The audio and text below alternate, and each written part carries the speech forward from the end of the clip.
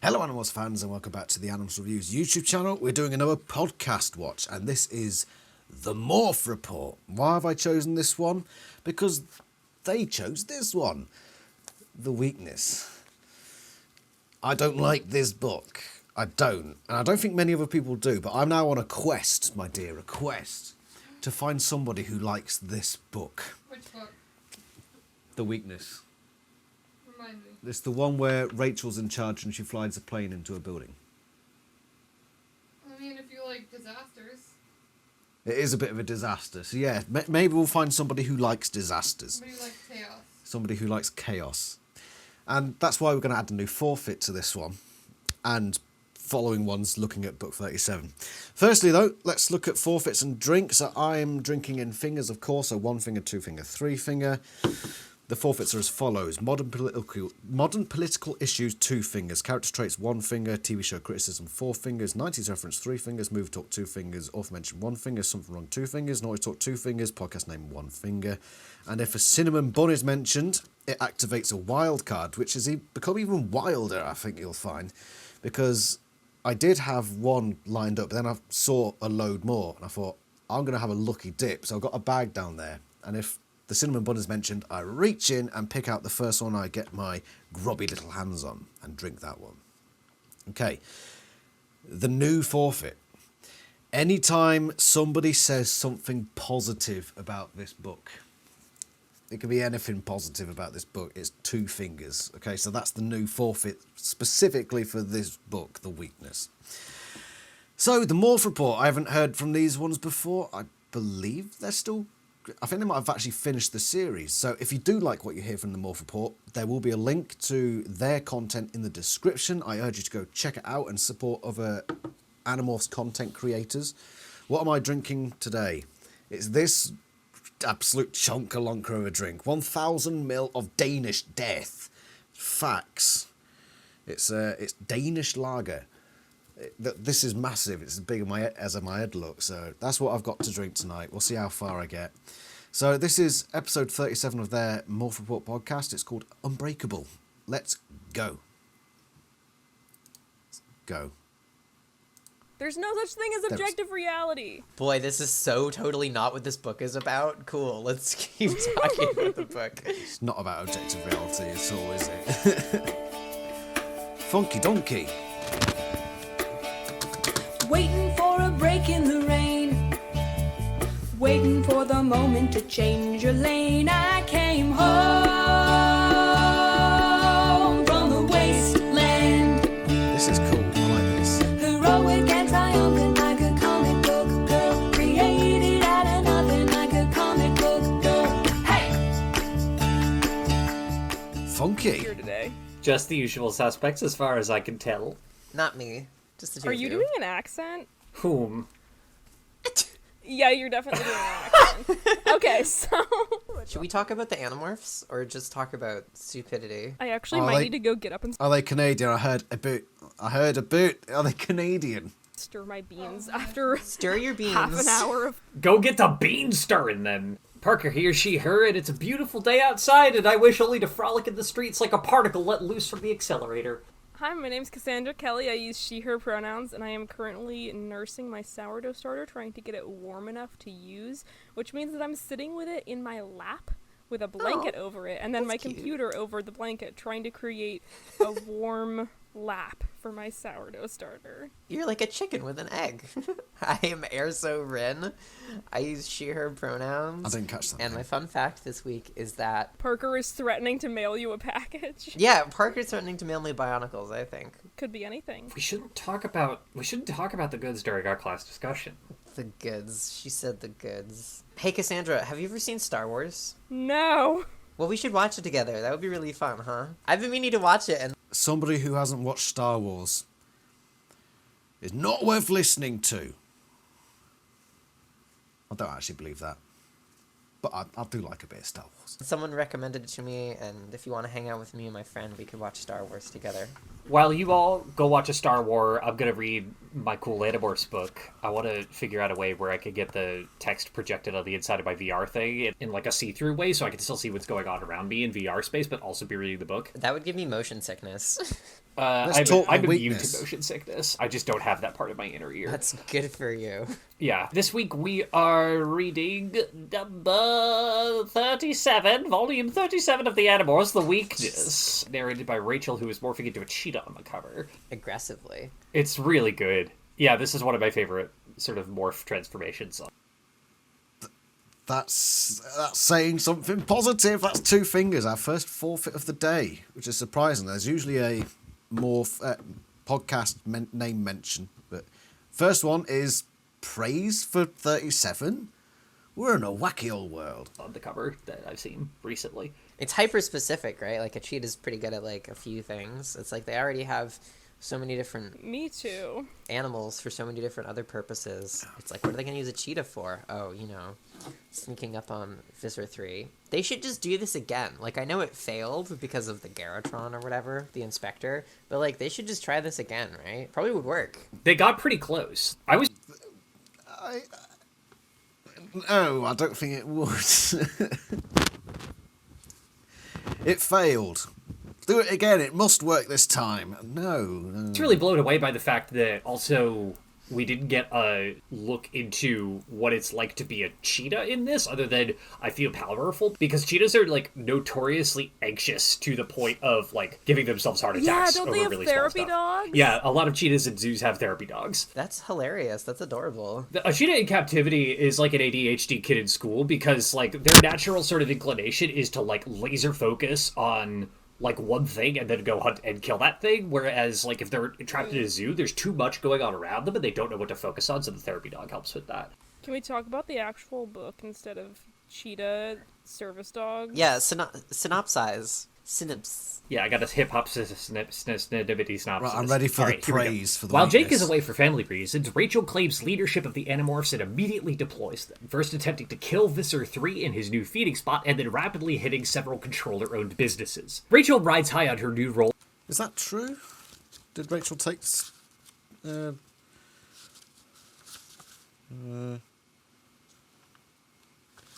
Right. I'm just trying to... I don't think Rachel was in charge at that point, but I think they were right in that Rachel decided on that first mission. To do...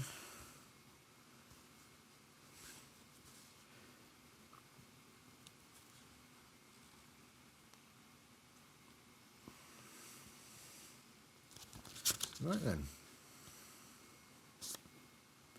Yeah, so that's right, yeah. Just making sure. And the success of her tactics, but aggression and insecurity define her leadership, and she alienates her fellow savior teens and costs a bystander his life, even as they face a new foe in the Inspector, an ultra-fast Garrotron controller. With most of her friend's good graces spent, Rachel commands one final strike, this time against the Sharing's community center, but the Animorphs are overpowered and Cassie is captured. The team is at a new low, but they rally around saving Cassie, infiltrate an airport, steal a plane, and crash it into a skyscraper that covers an entrance to the Yerk pool. Visser 3 and the Inspector are waiting for them, but their mutual animosity allows the Animorphs to kill the Inspector and rescue Cassie. Jake gets back home and Rachel's like, I'm never leading again.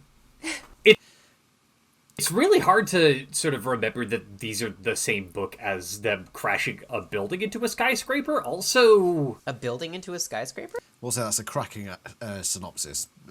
Plainly laid out, I like that. That's good. What? And got it spot on.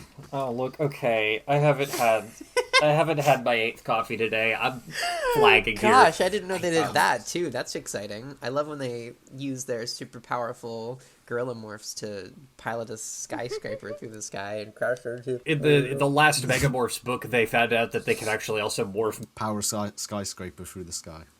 That's a funny image. buildings, and so Marco just like morphs into the Sears Tower and steps on a lesser, weaker skyscraper, obliterating it. Don't talk to me about the Megamorphs unless you've read the Megamorph. Yeah, they're Canadian. Don't talk to me about that. Maple syrup suckers over here. It's because I'm having extremely powerful emotions about them, and I need to talk to someone about them for real because I've read very far ahead. Okay, well, Maybe I'll do that at some point. That sounds like a you problem. All right, so let's talk about this book, which was basically the opening to the Eric Andre show, but it's Animorphs. The what show? I don't know what that anything show about is. Eric Andre. He destroys the set before, like, in the opening of his television show, and then, like, collapses Every single into... time. Every single time he destroys the entire set, and then he collapses into the one chair that is remaining, and stagehands rebuild the set in, like, maybe, 3 seconds. Interesting concept. Sounds very expensive. I don't have a lot of notes. Well, okay, I actually do have a lot of notes for this book, but they're about a Yeah, I specific... feel like you always say that. You're like, well, I don't have anything to say. Actually, now that I've thought about it, I do have something to No, say. okay, so I don't have a lot of notes for this book that aren't a sort of, comparative literary analysis of this book, but I think that we can maybe get into that later after we tackle some more things about the plot. Most of the notes that I have are that the Garrotron, arms are not aerodynamic, and I imagine that the Garrotron, given its sort of, bicycle helmet-shaped head and, streamlined physique, is built for speed and is trying to be as aero as possible. And given the arms, the Inspector probably runs like a certain orange-clad blonde ninja boy, whose name we will not speak. Probably that's what his Naruto. arms are doing, because I feel like that's the best way for them to get out of the way while he's going at 3 million miles an hour. Quitting this class. You're right, but I wish you wouldn't say it. Okay, next point. You all are gonna have to carry it from here until Lit Crit Hour opens, and I get to talk about comparative lit. Didn't you just perform some Lit lit crit? crit. Isn't that I what you just have did? thoughts. The thing is, I read ahead, so I took these notes a while ago, and they don't make a lot of sense out of context. Read them to us verbatim, and we'll try to interpret them. Okay, so I wrote notes for 23. The notes for 37. Shut up! I had a long day of doing absolutely nothing at work. I strongly relate to Rachel's thing about her name being common because there are so many people named variation on Cassie these days. Quote, shy, compelling kid, unquote. This is so sweet. She loves Tobias so much. Just, compelling. Yes. Blah, blah, blah. Rachel's being a yerkphobe again. Yes. I said love Rachel's clothing metaphor and did not say what the metaphor was, so I have no memory of it whatsoever. That's praise. The word love, in regards to this, that's praise. I think there was another bit as well, but I couldn't be sure, but there was definitely some there. So 2 fingers, everyone, drink. Look, Axe, it's an opportunity. We need opportunities. We don't pick and choose them like their blouses on a rack. We take the chance, even if it's got a few loose threads or a hole. That's what it was, yeah. It was that one, thank you. I love that you knew immediately. Then I said, yet again I am feeling soft about Rachel and Tobias. And I said, arg, feelings about Rachel thinking about hubris! Exclamation point, exclamation point, exclamation point. IDK what the feelings are, but I'm having them. Oh, she's got a lot of feelings about hubris in this one. All caps, Judge Forensic. Her name is Forensic. It's with a K. There's a K on the end. Yeah, there's a K on the end, so it's... Immediately after Judge Forensic, I wrote, also in all caps, I'm lost now. I don't know what they're talking about. Comrades, Axe, and Rachel. I will say they've got good banter. I like it. And then immediately after that, oh, never mind, Rachel is pro-cop. Figures. I was thinking that too. They're all very pro-cop. They're always like, oh, geez, at least the Which police are explains here. so much about that. There's some ridiculous propaganda in this book. And then I have... That sounds like modern political issues. Yeah, I'd say it is. So that is, we don't get that one very often. That's 2 fingers. Drink, everyone. And if your name, drink 8 fingers. Hee, the morphing process is bearable. And then, Rachel, you can't just be the leader when it's fun. If you say you're going to be the leader, you have to also be the leader when it sucks. I gave her way too much credit in this book for stuff like that. I was like, oh, she gets that. No, she doesn't. And She yet really again, doesn't. we have a mass killing of Yerks with no interest in distinguishing civilians from military personnel. Correct. Also, I note one of the things that's been bothering me for a while. Why do you assume that Cobra Venom will work on an alien? They're not set up like us. I don't think that was an assumption. I think that was like a last ditch. That's a fair point, and I like that sort of digging into it. I'm nitpicky like that, where I try to look at it from usually a realistic perspective. So I appreciate that. Jaffer. Yeah, I think so Still, too. but they've done it before. They tried to kill Visser 3 with it as well. It did work on Visser 3, to be fair. It did work, but, still. And Garrotrons are basically the same thing. They're like Andalites, but fast. gotta go fast. This one actually bugs me, and I do have some theories about this. This is my serious note. Why do people keep ending up in Yeerk pools without getting infected? I think that was a Sonic the Hedgehog reference. And Sonic the Hedgehog... When did it start? 1991. Would you say Sonic the Hedgehog is a very 90s brand? I'm going to count that as a 90s reference. It's a tentative one, but I'm going to count it. So that's 3 fingers for... My dear, you're British. You don't need an excuse to drink. Fair point, my dear. My dear wife trying to get me drunk over there. I wonder why. Are you already drunk? No, I'm not already drunk. I'm just mad, my dear, mad. I know. Yes. Right, 90s reference, 3 fingers. Unless you're Oterlu, in which case it's 50,482 fingers. Minus a million. Tested, presumably. Drink! He swims through a Yeerk pool in the Hork-Bajir book that we read a while ago, and demorphs and remorphs in one in this book. Also, the Yeerks have some sensory perceptions. Would they notice her demorphing into a human form in the pool? Would they be able to tell? And then I also had another serious note about, like, oh, the burdens of leadership, and I was genuinely tearing up a little bit at the end where Jake lets Rachel see how scared he is. But the Yeerks... Okay, do we have any proof that they didn't get infested while swimming? That sounded almost like praise, but it just fell short of praise. These lot are too soft on this book so far. Come on, you gotta let the world know how shit this thing is. Around in Yeerk pools, having a lovely little summer vacation in a Yeerk pool. Wouldn't they all just die? I've got a hypothetical for you. Okay, so let's say that you're a Yeerk in a hibachi restaurant. Let's say that you're a human person and Debatable. you're in a hibachi restaurant when the floor collapses from underneath you and you fall into a Yeerk pool below the hibachi restaurant, right? Mm-hmm. When you What's a hibachi restaurant? Japanese grill. Japanese grill. Where they cook everything in front of you and do tricks with the food. Oh, it just shows my ignorance, doesn't it? land in the pool, there's only one thing that you could reasonably do, and you start activating into your horse morph, and you start sort of turning into a horse in the Yeerk pool underneath the hibachi restaurant. Now, imagine that you are not the person, but you are a Yeerk in the Yeerk pool. By the way, I just glanced at my list and I realised there was a Jake leadership character trait forfeit. So then they talk about, oh, Jake opened up to Rachel about being a leader. So 1 finger, drink.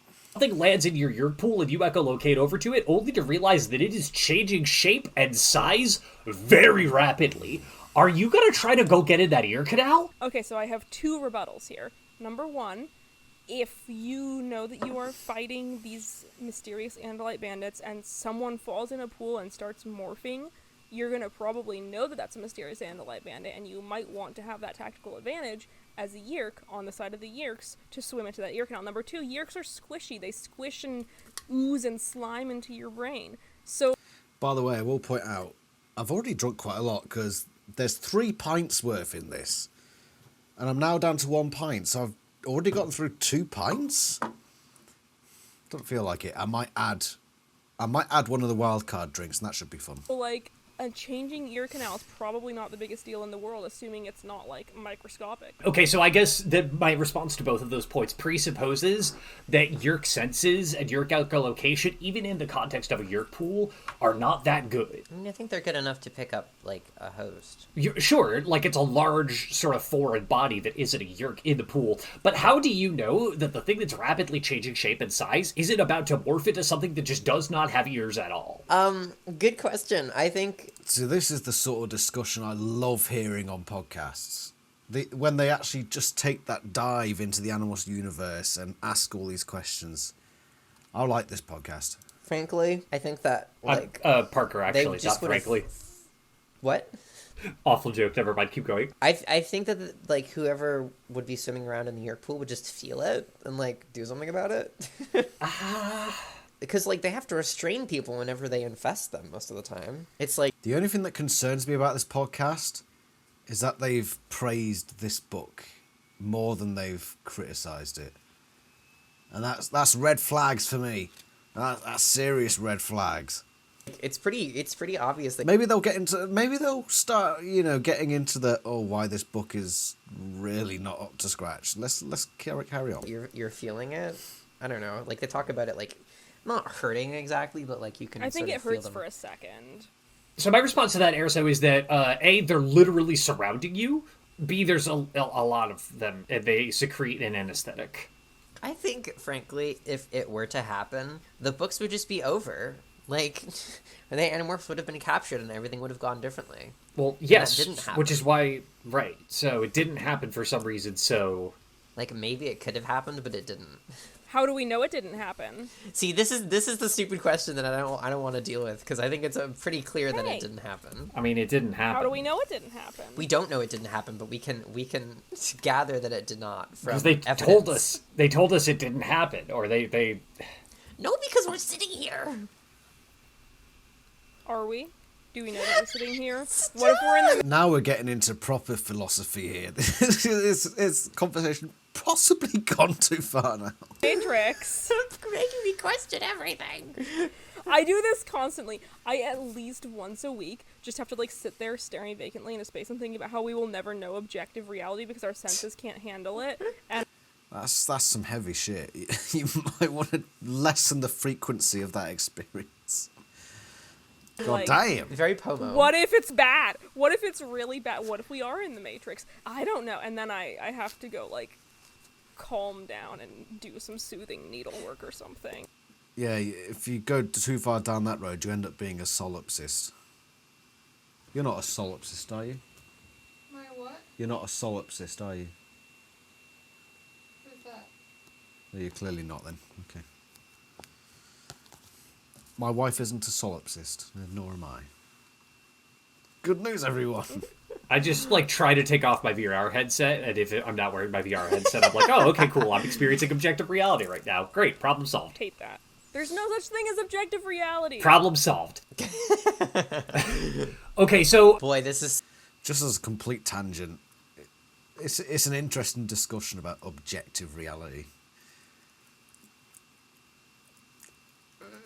I'm not going to get into so that. No, totally that's not that's what this good. book is about. No. Cool, let's keep talking. Exactly. Cassandra, exactly. you mentioned feeling sappy about Tobias and Rachel in this book. Tell us more about that, because, like, my take on this is that their relationship suffers greatly in this book, and it's hard to read for me. I don't remember because I read it like 3 or 4 weeks ago at this point. What do you I just took remember, notes. Parker?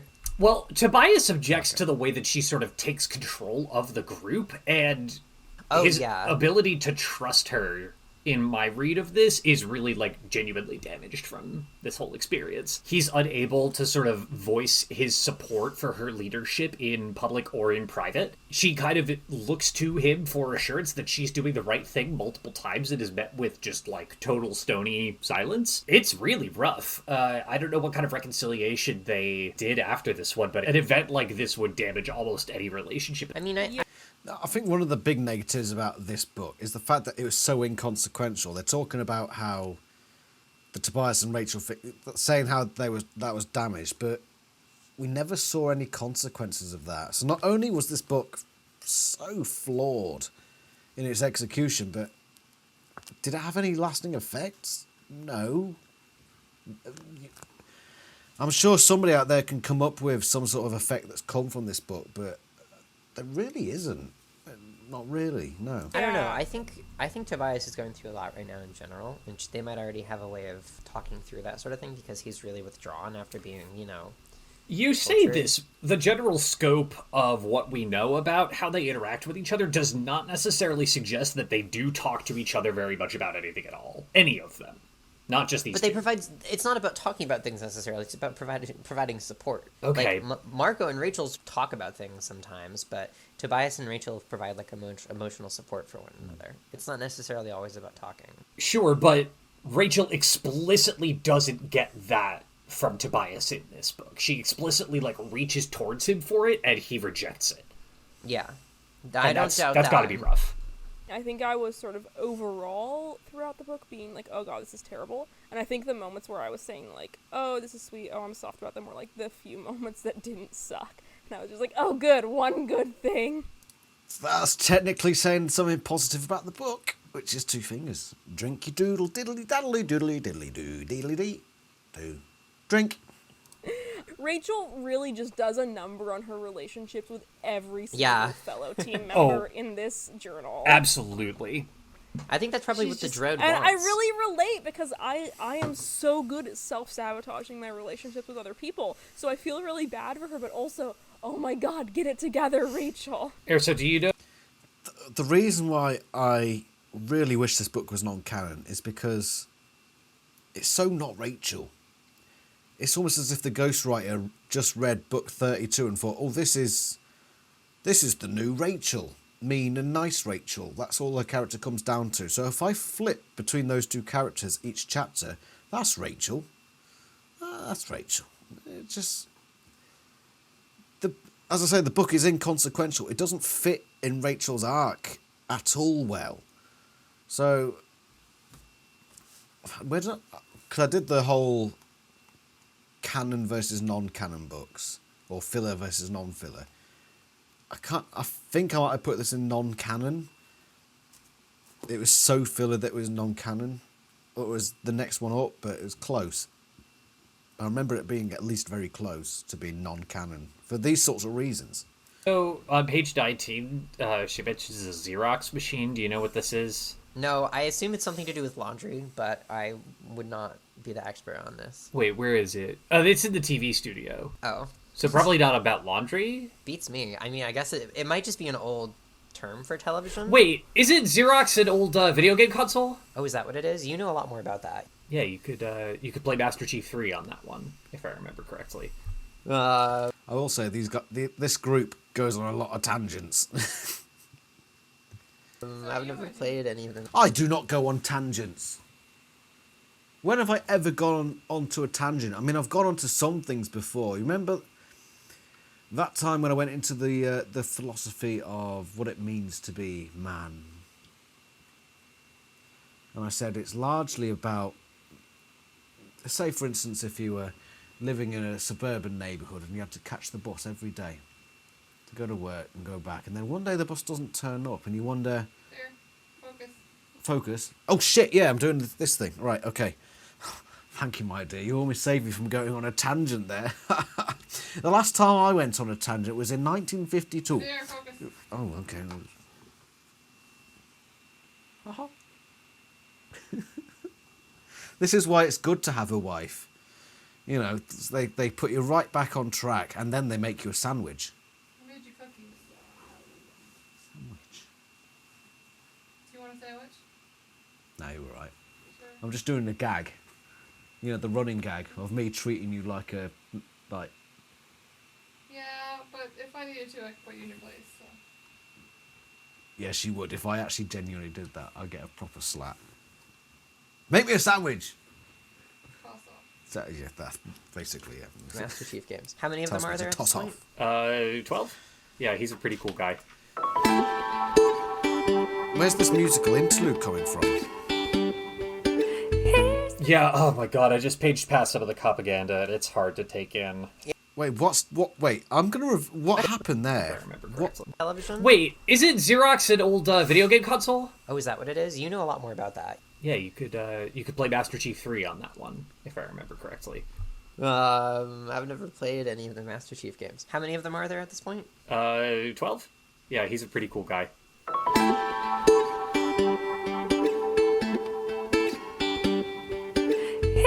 Yeah, oh my god, I just paged past some of the propaganda, and it's hard to take in. What just happened? Was there like a... did the recording stop? And they just filled it with the musical interlude? I'm very confused. What are they... Let's carry on, see if we can get some more context. Yeah, I'm glad they left it in. I mean, like, I'm actually kind of not... Actually, I rescind that statement, because this is a book for kids, but I'm glad that they didn't just omit it, you know? Like, the kids do horrible things, and we have to all grapple with that. Okay, so this is the bit that Cassandra that you mentioned where I think it must have been a recording error, because it's like we've missed a couple of minutes of conversation. And plus this propaganda thing. You can tell these lot are leftist. It's just fine, you know, do what you want.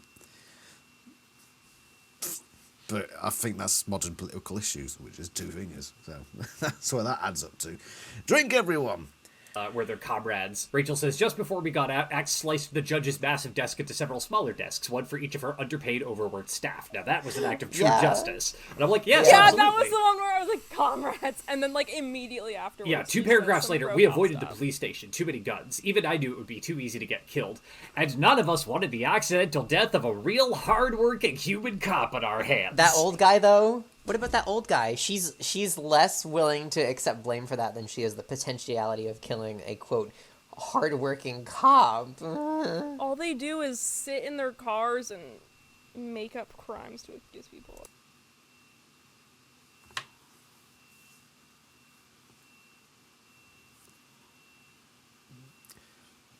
Modern political issues. And something wrong forfeit. 4 fingers. Drink. Makeup crimes is my new line. Makeup crime. Makeup crimes is my new grunge band. Yeah, they murder a human. I'd like to see what sort of world this lot think they would live in if there weren't any police around. Have fun with that, guys. Have fun with that world. Human man by way of heart attack in this one. Is this the first human man that they've murdered? This is the first human man that they've explicitly murdered. Explicitly. What do... I'm going to look at the word explicitly, because I just want to... Explicit. Stated clearly and in detail, leaving no room for confusion or doubt.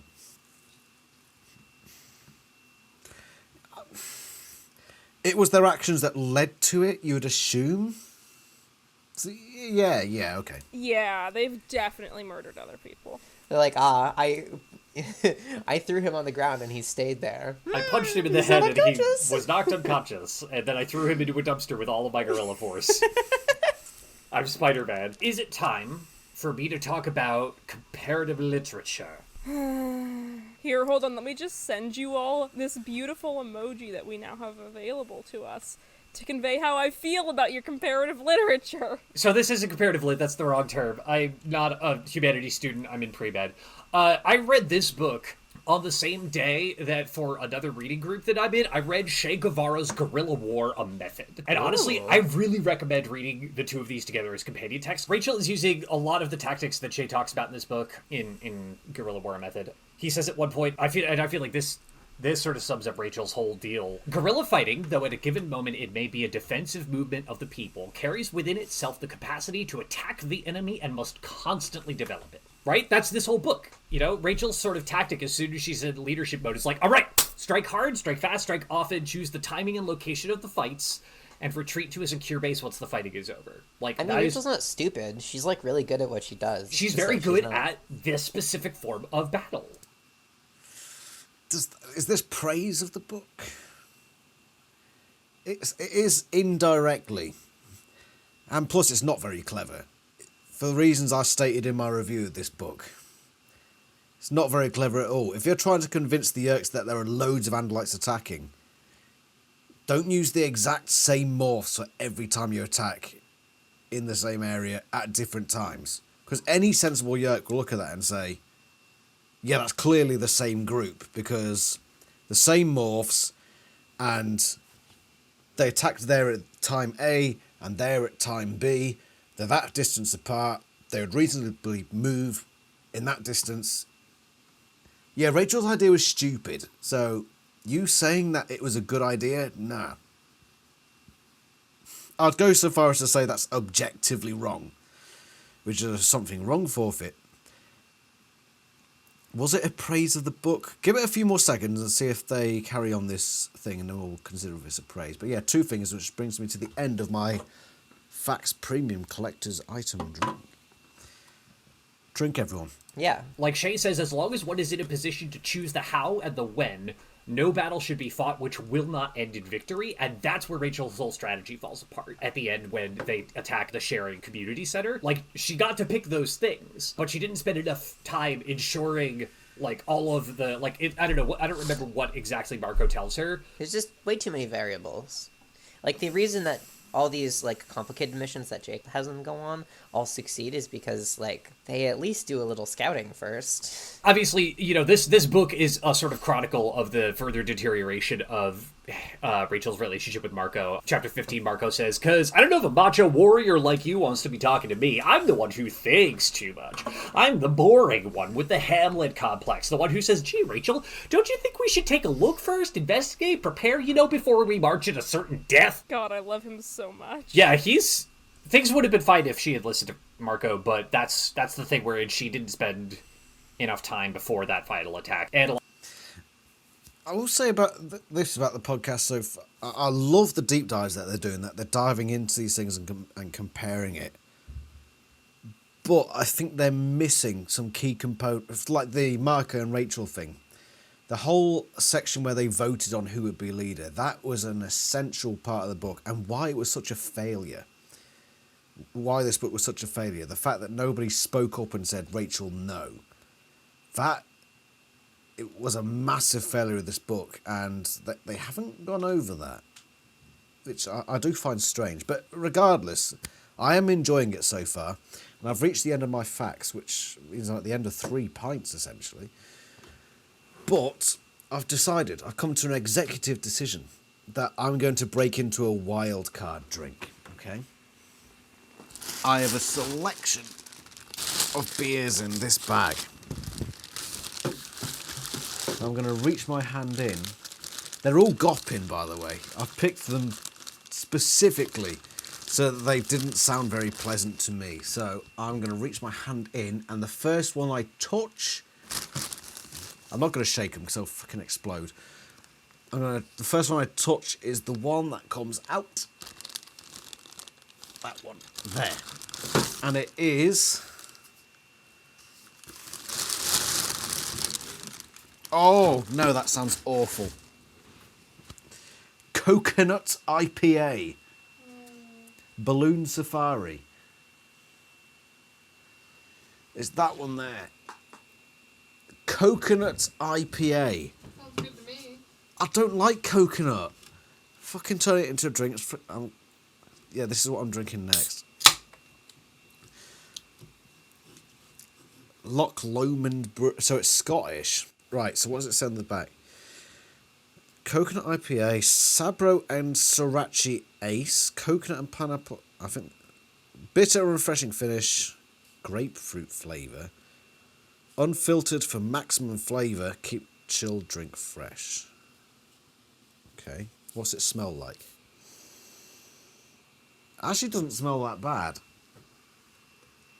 The wild card drink, here we go. I've got a selection of about 8 down there. So in the past few videos, I had the chocolate and marshmallow stout or something like that. That's in the bag now, so it's not disappeared, it's still there. But it's in amongst a crowd of many. And we haven't had this forfeit yet. I think I can smell the coconut in that. I don't like coconut. There we go. Filled up the pint, so let's carry on. analyzing the angle I don't think I missed a forfeit. and stuff like that, because If I have missed a forfeit, I'm sure Medi Bollocks will come in and tell me. the way of the tactics that she's using, that this should have been a win. This should have been a victory. This should have been a huge victory, frankly. Although, I honestly, I don't think this lot know military very well. Like I mentioned in my review, the Yerks would have seen a clear pattern. So for them to say the Animals should have won, they should have been beaten a long frickin' time ago, going by this pattern. The Yerks would have... If the Yerks were good at their job, which, actually, to be fair, they aren't, but if they had any common sense about them, they would have ended this much sooner than they did.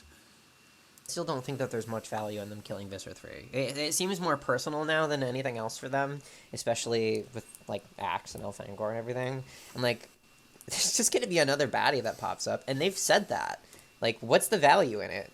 That's true. That also could, it's- hypothetically, you could look at Shay to illuminate that. Like, Shay says the guerrilla warfare is, first and foremost, like a means to the end of gaining political power. But also, he says it must always be remembered that the final outcome should be the annihilation of the enemy.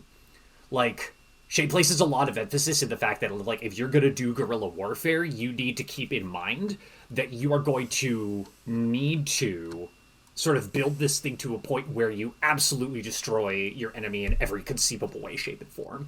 Which is part of the reason that I think a lot of the things that you, Cassandra, object to about how they fight the Yeerks are probably fine, because by this metric... War crimes are not fine. You can't just go kill civilians just because. Think about the It context. doesn't make it any better. Think about the context that they're operating under. Also, I would argue that Yeerks on Earth, regardless of how they got there or their position in the Yeerkish military hierarchy, are less civilians than they are colonizers. We've had this argument so many. Aftran. We know there's an entire Yeerk peace movement. There are conscientious objectors. There are moles. There are saboteurs. There are hosts. There are so many Yeerks there who don't want to be there and who don't want to be invading Earth. And they are in the pools mixed in with all of the other Yeerks. Like, I know you're like, oh, Cassandra's like, hashtag, not all Yeerks, ew. But, like, we see that it is actually not all Yeerks. Because an empire is bad for everyone. Like, I get it, you know, I do think that even the, like, most pacifist Yeerks do have some culpability, but not enough to deserve to die for it. I don't know. I will agree that we've had this conversation a number of times. Is this person Parker the one that's... And This you're one still talking- wrong. Not that one. Parker's not sure about that last one. Anyway, I was actually going to make an it's Parker. interesting comparative literature. Parker sounds a bit... I don't want to be mean. A bit extreme. It's my opinion. Reading Che Guevara, probably not. A bit dodgy. Point before you brought up the recurring argument. Okay, well, yeah. Sorry, let's put that aside. And you could here. Let's hear it. I want to hear it. I was just gonna say, has anyone read Ender's Game? Because like Ender's Game sucks. Don't get me wrong. I was gonna say, is it that by but- that guy who was bad? And what I was saying earlier is they come up with a lot of references that I'm not familiar with, and that's not a fault on them. That's more a fault on me that I don't see a lot of this stuff. But Ender's Game, no, I've never seen that. No. Bad? Yes, he is awful. Orson Scott Card is terrible. Ender's Game, I will admit that the first Ender's Game book is like enjoyable. I really loved it as a kid before I knew about Orson Scott Card. I never bothered to like look him up. It didn't occur to me, and then later I looked him up. I was like, oh, he's terrible. Before but we the go any point more in is- our comparative lit discussion, especially considering that man, whatever his name is, Orson Scott Card, Orson Scott Card. do we believe in death of the author here in this sanctuary? Is this a death of the author I mean, safe in terms space? of I'm let's listen in. the Animorphs, they are literally dead. They are literally dead. Yes, I'm talking about literature and not. Well, but Yes, this in isn't general- literature, though. Okay, my personal stance. on this I'm is sorry I he said reads comparative a lit lot. at any point, because this isn't literature. Can I Like, finish a sentence for once? I know, I'm just objecting to the terminology that's being used that I introduced because I'm bad at this. Okay, so I don't get to finish sentences. Okay, but now you get to finish your sentence. So my personal stance on death of the author is, in general, yes, I am pro death of the author. However, I do think that the author should somewhat be taken into consideration, especially in cases where outside knowledge you have of them outside of their writing does like very heavily affect how to read their writing. For example, like knowing that J.K. Rowling is a transphobe, especially a transmisogynist, really changes how you read the character of Dolores Umbridge, for example. Modern political... Yeah, I'd say that's modern political... I can't freaking speak anymore. Modern political issues. Let's have a taste of this drink. 2 fingers drink. Oh, God. There. It's called wild beer for a reason. Ugh. I don't like coconut. And Orson Scott Card, being a huge homophobe, does really change how you read a lot of the later books. Also, him being, like, super religious changes how you read a lot of the later books. So I do think it's important, but that also, like, if you get something out of a book... I don't like coconut. It's not my favourite drink. ...book that isn't what the author intended to be there. But that's what let's quick look through what sort of drinks we have in this selection, by the way, just so you know what could potentially come up in future episodes. Oh, that's the one we're all familiar with. Layer cake, marshmallow and chocolate stout. Oh, I wish we'd have drunk this one. In fact, we might. Oh, should we? Shea Guava Radical Lager. Oh, Shea Guava. Guava? Yeah. Which is Guava's yummy. low man on the totem pole. This gluten-free lager delivers a totally tropical explosion of guava gratification. Have you ever had guava? I don't know. I don't think. Quite nice. I wish I'd have, because they talk about Che Guevara. So I think I'll keep this one aside because it's relevant. I might just add that to the mix. What else do we have in here? Pineapple milkshake. That sounds fucking atrocious. Freedom IPA. Very Animorphs relevant. America. Freedom IPA. And a few others. So, it's quite a little selection I've got here. That is the Wild Drink Lucky Dip. Right, depending on how drunk I are in a bit, just because they've been talking about Che Guevara, I might dip into this one after this particular pint. Let's carry on. Like, get the thing out of it. Steal it with your little gay hands and run. That's my thought. What I wanted to say was that what you're talking about really reminded me a lot of Ender's Game. And I do have a point that I'm making with this. It's not just, ooh, I really liked Ender's Game as a kid. No, go off. What is Ender's So you were Game? talking about, like, how when you're fighting an uneven war, you have to want to, like, completely annihilate your enemy. So in Ender's Game, Ender is, like, a small, nerdy kid who gets beat up because he's a small, nerdy kid. I can relate. This is a giant spoiler for Ender's Game. And so he realizes at a very, very young age, because he's very, very smart and very sort of like a military thinker, that if he wants to get people to stop beating him up, he has to beat them up, but he can't just beat them up, he has to beat them up so badly that they will never try to hurt him again. But so he actually beats a kid badly enough that he kills the kid. He doesn't know, no one tells him he killed the kid. He finds out much, much later that he killed the child. So the point is that his philosophy, again and again, is that you don't just want to win the fight that you're in, you want to win the hypothetical next fight by making sure it never even happens, by hurting them so badly. But Ender spends the rest of his life horribly, horribly regretting that was his strategy. And I got real long-winded about it. That's the point I'm trying to make, is that it's bad. Don't do that stuff. My only rebuttal is that, A, these kids are teens. So's Ender, that's the point that I'm making. It's comparable because they're in the same age range. B, this actually happened. Whereas Ender Game did not. I think it's like a real phenomenon and a real... Wait, Animorphs really happened? It must be referring to something else. I paused for too long. I've lost the context of the conversation. Like, I do think that that's very much a real thing that happens to people. I just don't read a lot of nonfiction, so I have not read, like, besides this, like, memoirs of child soldiers or whatever, so... C, Ender's not to blame. It's the structure around him that sort of hoodwinks him into... Yeah, so it's even worse for the Animorphs. Are the circumstances surrounding someone doing stuff like that and that method of survival always going to be that, like, someone innocent ends up getting hurt? Like, isn't that just how it works? And is that, like, an arguable case for maintaining that style of guerrilla warfare? Would be my question to you, Parker. I mean, definitely in the context of Shea's writing. Shea's writing in the context of U.S. sort of imperialism in Central and Latin America, and he's sort of looking at real world political situations wherein the alternative to eradicating a hostile outside force is subsumation and death.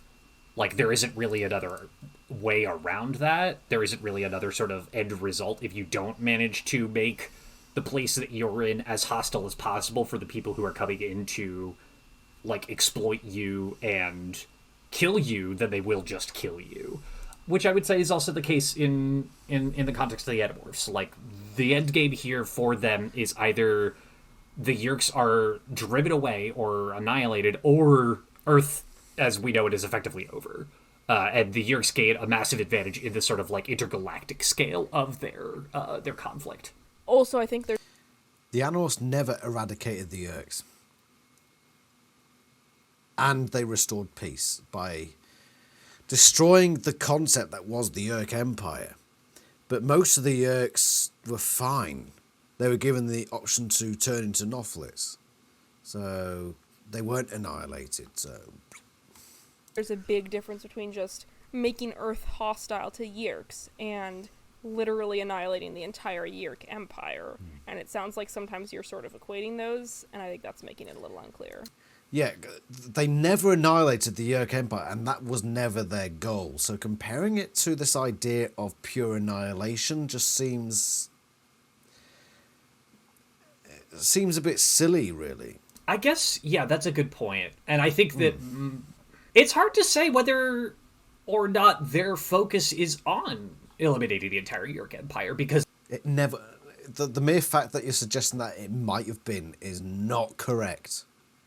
I'll give you a few more seconds to correct that, or else it's a something wrong forfeit. the Andalites are drawing them into that sort of greater galactic conflict. Like, I would say that there's a certain point, I don't necessarily know if I can identify it within the course of the journals, but there's a certain point where I feel like this stops being exclusively about the protection of Earth and becomes about fighting the Yeerk Empire and fighting the entire sort of, like, species that is the Yeerks. I do think a lot of it is very, very Earth-centric, though. That's their starting point, yeah.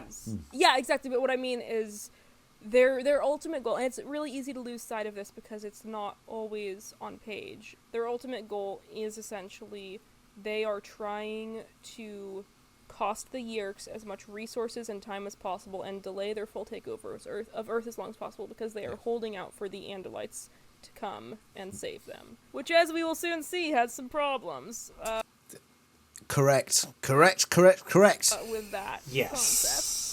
I have not reread Journal 38 yet, but I do know what happens in it because it made quite an impression on me as a youth when I read it. I think there Good are book. three things Very to good distinguish between here. Number one, making Earth not safe for Yeerk. Not safe for work. Not safe for Yeerk. Okay. So, NSFY. yeah, so I think there are three things that we need to distinguish between here. Making Earth NSFY, eliminating the Yeerk Empire, eliminating all Yeerks. All of those are three different things. Yes, very, very well put. I'm on fire. I'm so smart tonight. The other thing is, like, we don't know how successful other options would be, but we do know there are other options. We have Aftrin, who became a Nothlit as a whale and is, like, chilling in the ocean.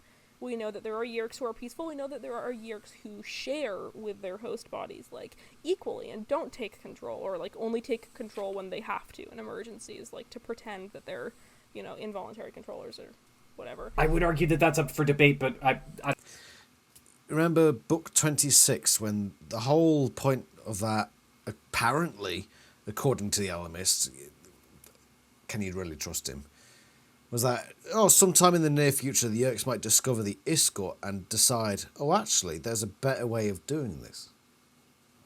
Remember that? I don't think it's worth spending time on that right now. I mean, we had that whole book where Cassie morphed a Yeerk and went into that guy's brain, and, like, he didn't have a Yeerk in his Mr. brain. He Tidwell. could have said, it's not actually voluntary, I was being controlled and faking the whole time. Right, but Yeah, I don't think that there's an argument. Like, given things that happen in... I don't want to offer too much off of future knowledge, but I don't think that's up for debate. Suck it. okay. I enjoyed that discussion. Parker is someone I probably wouldn't tend to disagree with on a lot, but I appreciate the discussion. It was a good discussion. Sorry. I mean, it's not like I love and appreciate you very much, but I have read all 54. Yes, I understand. I still want to reference like all these things. I want to reference stuff that happens. Is why. I How shouldn't do you read think ahead. I feel? No one uses fax machines, but call, you'll hear the noise. Statues left by ancient Greeks, the perfect cheeks of goddesses and boys. What's with these musical interludes? Piled in the closet, broken toys. I don't get these. Is it because the recording stopped or they took a break? I imagine it's maybe because they took a break, but it does confuse me. One last thing to say about Che Guevara in the context of the Animorphs. Oh my god. Go on. Why frickin' Che Guevara? He was a twat. Why are we talking about it? Okay, so there's a passage on page 18 of Guerrilla War Method that I think really gets at the heart of what we have been seeing in reading an account of a guerrilla war and the sort of toll that takes. A guerrilla war. I mean, I know that they're talking guerrilla war, but the idea of a guerrilla war, that sounds fun. Just a bunch of gorillas fighting. Upon its participants, and also that I think highlights another sort of vulnerability in Rachel's kill 'em all like God is sort of about absolute aggression, attack sort of methodology in this book. On page 18, she describes the state of constant wariness and constant threat that the guerrillas live under, and he ends with, "That is why it is said that to be on the march is also a form of fighting, and to avoid combat at a given moment is another form." Like, Rachel doesn't get that. Rachel only thinks that they're fighting the Yerks if they are going out and Bashing some. I mean, as much as I say that Che Guevara is a twat, he's not wrong in some regards. So even a twat can be right sometimes. I mean, look at me. Sometimes I'm right.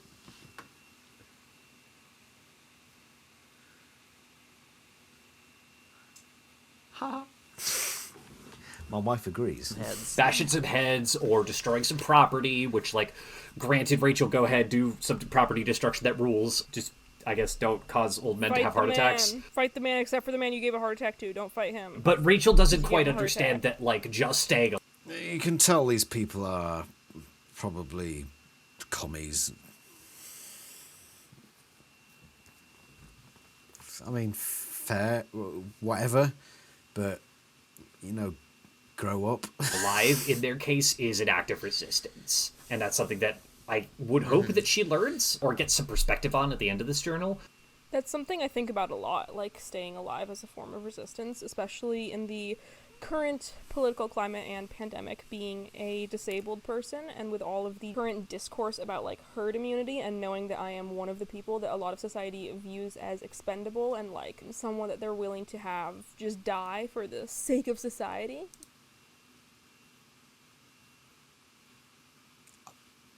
I don't quite know how to respond to that. Firstly, modern political issues, which not necessarily modern political issues, but she said modern political, basically in other words. So that's two fingers. Drink.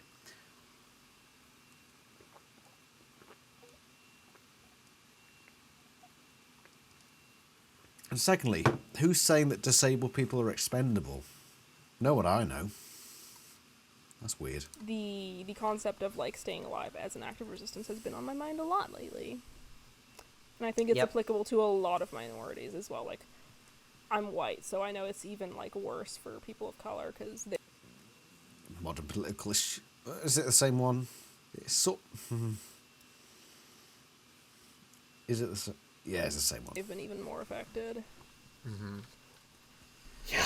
And I know, I see it. I mean, just as a disclaimer, I don't agree with these people politically, but I don't think any less of them.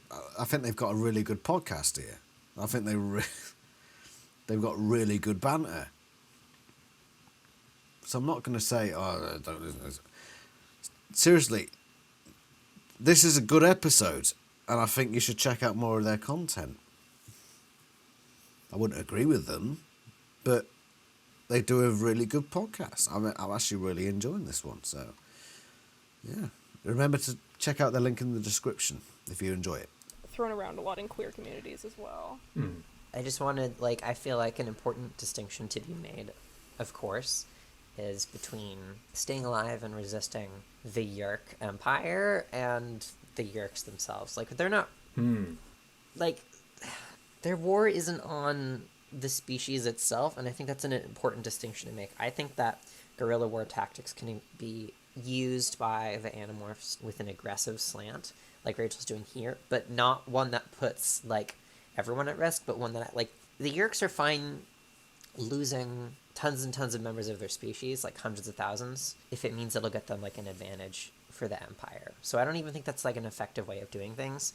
And granted that a lot of the Yeerks who are dying are part of some kind of resistance, or otherwise not culpable for the actions of the Empire, they need to figure out ways to hurt the Empire itself. And it's not always just going to be, like, going after their big baddie, you know? Like, Yeah. Visser 3 is not the problem. I wonder if that... That's a very interesting point, but it also brings in the question is Visser 3 a problem? It's certainly a problem for Earth. But who are the main... You've got the Council of 13, haven't you, which are Garoth and all that lot. Are they the real target? Because if you eliminate Visser 3, then I think they mentioned earlier, yeah, there's probably someone else who would just take over that role. So how do you defeat them? Well, we find out by the end of the series that basically a lot of the Yeerk forces were centered around Earth, which was a fault on the Yeerk Empire. They obviously fucked up majorly by putting all their eggs in one basket. Or they lost momentum and the Andalites were able to see the weak link, pick them off. It wasn't really explored that well, and I'm sure there's a fanfic out there that does that. If not, there should be. But anyway, I need the lavatory, so I'll be right back. Alright, so I'm back. Let's go. Kind of sort of action against the Empire as a political construct is even something that's available to them. I think that they do it a lot of the time by stymieing their efforts, but when, like, their efforts to do new things. But when they strike back against the Yeerks, it needs to be, like, more practical things that affect the Empire and not just, like, the individual Yeerks who may happen to be in the Yeerk pool at any given time. I think that there's a lot of ripe discussion to be had about the sort of goalposts that they're operating on, whether that's, like, defense of a planet versus the obstruction and eventual destruction of a political power to genocide. And I think we'll get into that more in the near future. All I'm going to say is I think that we will get into the sort of scope of that conflict and what each of those sort of eventual goals mean for the Animorphs in the very near future. Yeah, because it's like, you know, keeping Yeerks off Earth, probably cool. You know, as long, you know, maybe letting some cool ones down, but, like, you know, keeping crappy Yeerks off Earth, cool. Dismantling an empire, great. I love dismantling empires. Genocide, you know, that's where you lose me. Yeah. you lose me there a little bit. I mean, having grown up in an American... I think you lose most people when it comes to genocide. In multiple ways. Empire. I would love to dismantle that. Yeah, like, what is their reference point for defense, self-defense, and also the destabilization of bad governments? Like, are they going to do a coup? Are they going to, like, go, like, I don't know, America has a awful history of doing extremely horrible things to other countries, including... Yeah, like, what gives them the right to interfere politically? They're so biased by their American upbringing. Because they're victims. Yeah, I think they're victims, but... Yeah, but just, like... I just think that there's a lot of... Like, it's going to be complicated to what extent they do, like, what's their frame in of that reference? situation. Well, their frame... Are we now arguing that because they're Americans, they don't have a right to defend themselves against the Yeerks? I don't think I'm getting their argument here, so disregard that. I'm probably missing something. Frame of reference is super bad. That's what I'm trying to Exactly, say. that's what I mean. Is that, like, I think it comes down to what they actually do end up doing in the moment. And so far, they've been really, really good at rationalizing away, doing the Yep. right thing. Yep. I think they're reacting emotionally and then justifying it later. Well, And sometimes it's good. Like, sometimes they're totally right and it's fine. And sometimes, Well, yeah. I agree with that, because there are some moments where, like for instance, the numerous times that they kill a load of Yeerks. So book 6, book 21, I believe it was 21, in the banquet hall, and then of course book 53, or book 53/54. Yeah, I get you. I mean, that's the way emotional That's reactions work. Yeah. Like, but it's a little bit of a different scale when you're, killing people versus, like, should I buy that shirt or not? according to Rachel, it isn't. True. speaking of buying a shirt or whether or not you should buy a shirt, Shea quotes the Second Declaration of Havana. He quotes, "We consider that the Cuban Revolution made 3 fundamental contributions to the laws of the revolution." Is this guy obsessed with Che Guevara? Just asking. Revolutionary movement in the current situation in America. So, like, granted, This is why I wish I'd picked this one out of the bag now, because I didn't realise that it'd be talking about Che Guevara so much. Che Guava. I should have been drinking this one, but instead I'm drinking this freaking Balloon Safari Coconut IPA. What am I doing? several decades before this, but, like, 3 principles that I think are important to keep in mind. They are, firstly, people's forces can win a war against the army, the sort of underlying hope of the Animorphs, right? The idea that, like, a small group can hypothetically make a difference.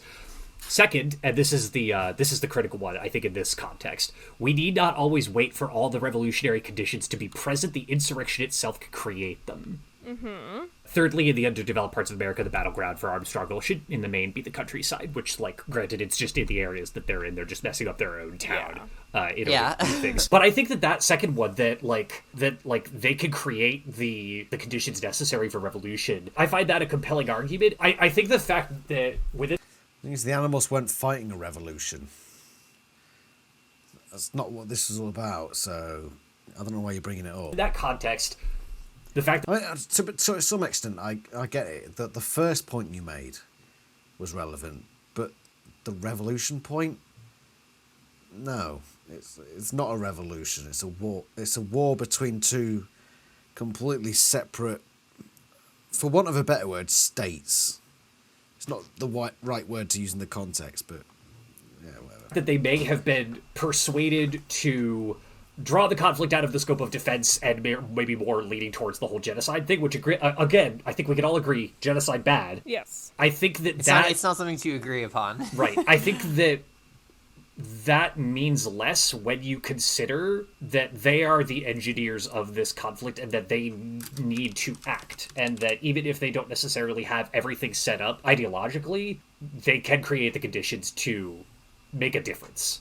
Sorry, I'm just thinking about beans. Go stir your I'm beans. hungry. Yeah, I don't know. Intense. Erso, did you have any more points? Yes. Okay. Do you want to talk about it? Yes. Okay. Go for it. There hasn't been enough criticism of this book.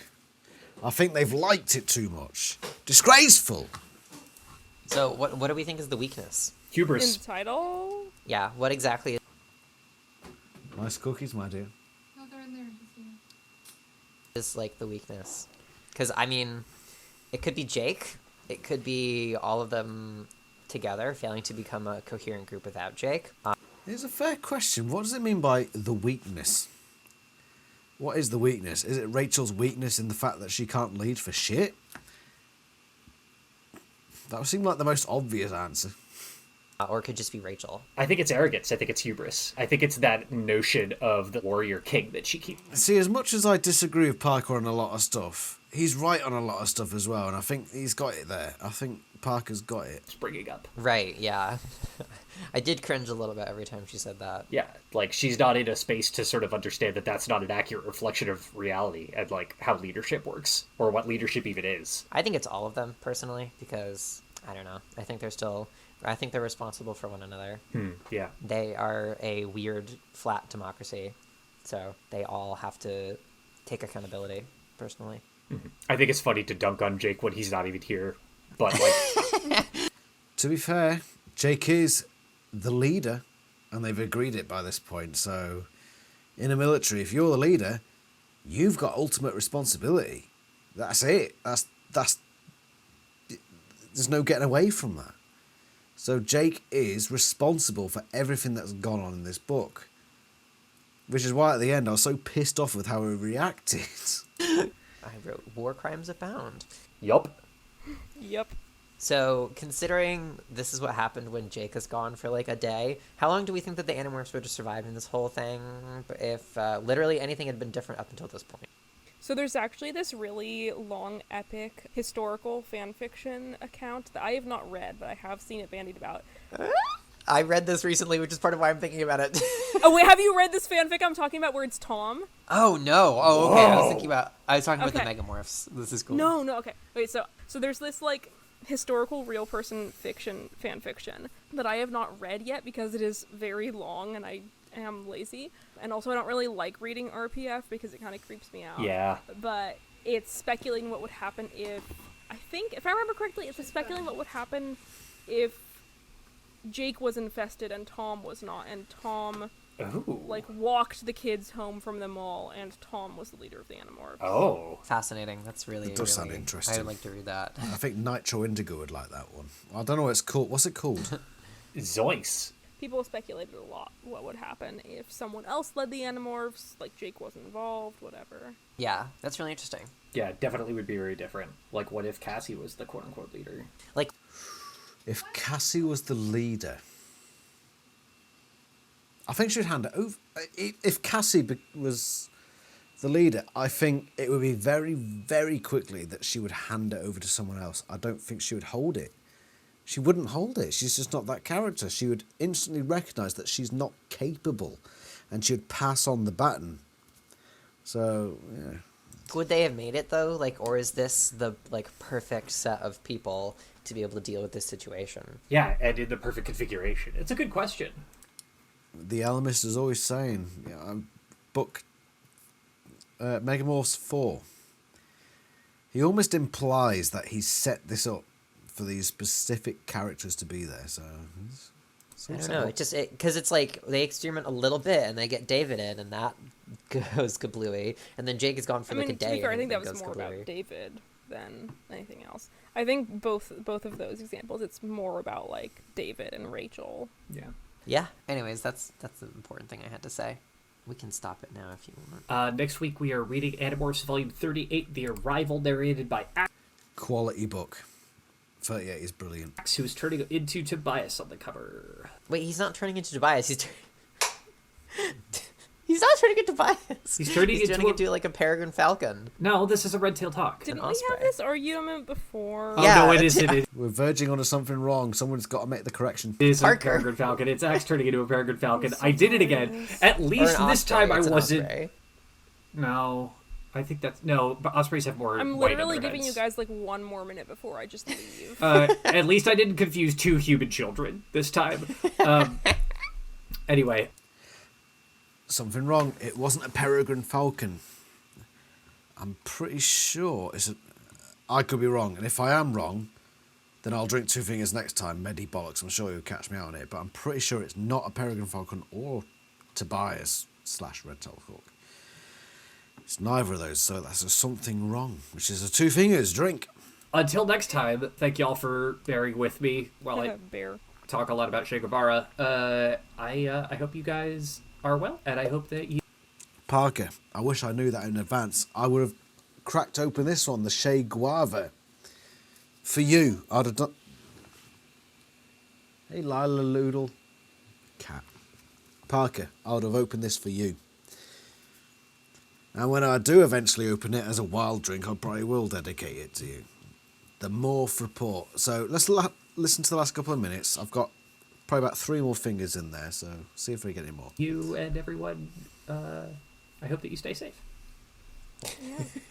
Bye. Okay. Stay safe. Bye. Bye. Yay. Okay. The Morph Report is on Patreon. That is podcast name. Right at the end of the episode, there's a podcast name. Drink, everyone. Care a lot about accessibility, and we are paying someone to transcribe all of our episodes. We have a variety of tiers to choose from. Some of our tiers have some pretty juicy rewards. For example, If you pay enough money, you can even force us to watch the TV show and potentially read the other series by K.A. Applegate and Michael Grant, Everworld.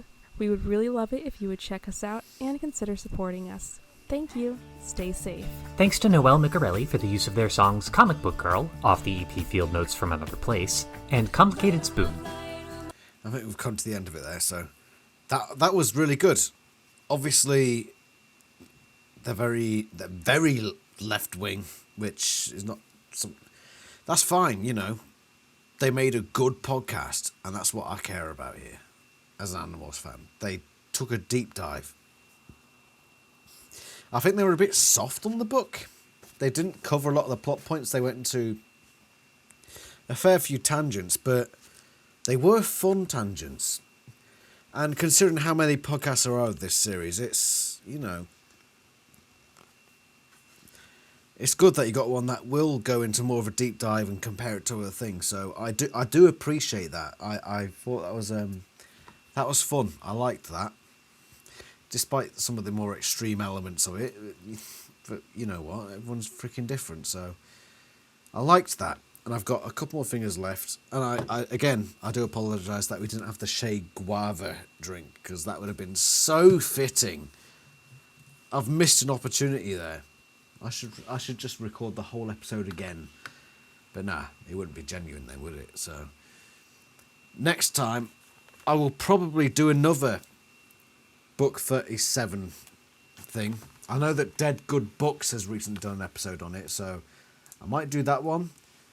I just want to find someone who's going to be positive about this book. This podcast, The Morph Report, it was neither positive or negative. It was very much separated from being critical or positive about the book. It was more sort of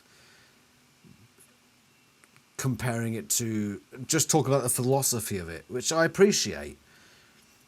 But I won't say that they were positive about this book. I think there were a couple of points where they implied that they had a negative opinion of it. So my search for a positive opinion on this book continues. Thank you very much for watching, and I shall see you next time.